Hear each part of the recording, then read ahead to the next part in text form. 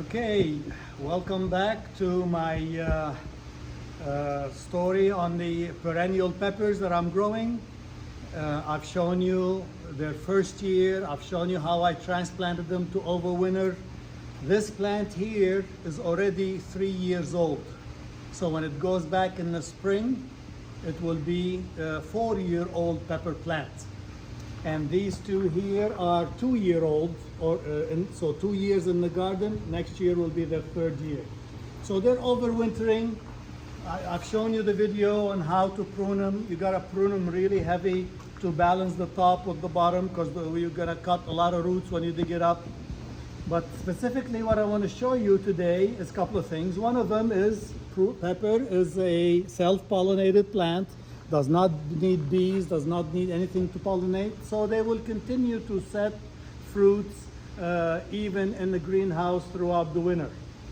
Now, I want the plant not to be exhausted making fruits. So whenever I can, I'll harvest them. I'll have something a little bit to eat. But if I get a chance and I see flowers, I also remove the flowers. I don't want it to grow too fast. But hey, you miss a few flowers, you have something to harvest and eat even during the winter. So that's the see, this is ripened long time ago that it's starting to turn red. So beautiful. And this is Guajillo, I think, if I can read the label that faded well. Okay, so beautiful plants. They are perennial as long as you bring them in from the cold. If you are in the south, in Houston, where it does not freeze that bad, you're close to the ocean, then I know people that grow them year-round outside. Okay?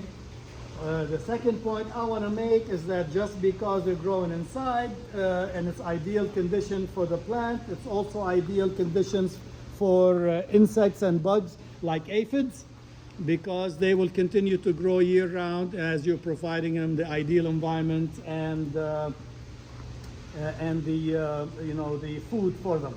So let's take a close look so you learn what are the symptoms of aphids. Of course, aphids are on the youngest leaves or youngest shoots, because that's where it's tender. You may see something shiny like sugar drops, something shiny like this. That's a symptom of the sugar drops that they make, and that's what the ants love to eat.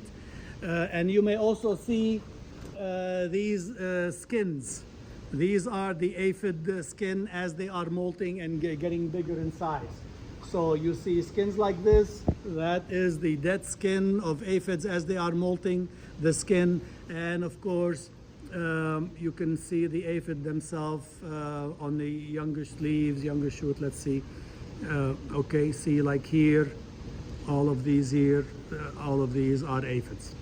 Okay, so I've shown you my own recipe of insecticidal soap. 10 mils of oil and 20 mils of soap in 3 gallon, and then spray. Now, if you're not going to use that 3 gallon at once or within a week or maybe 2 weeks, don't make 2 gallons and let it sit for months. Okay? If you can use it within a week or maybe 2 weeks max, fine. But again, shake it well each time before you have to use it, because they can separate the oil from the soap.